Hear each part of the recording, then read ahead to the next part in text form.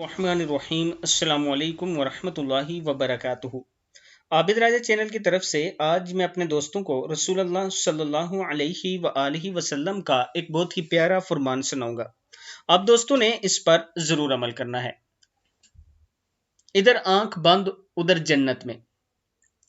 رسول اللہ صلی اللہ علیہ وآلہ وسلم نے ارشاد فرمایا، جو شخص یقین کامل کے ساتھ صبح کی نماز کے بعد سید الاستغفار پڑھے گا، اگر اس دن شام سے پہلے مر گیا تو سیدھا جنت میں جائے گا۔ اسی طرح جو شخص یقین کامل کے ساتھ مغرب کی نماز کے بعد سید الاستغفار پڑھے گا، اگر اس رات میں صبح سے پہلے مر گیا تو سیدھا جنت میں جائے گا۔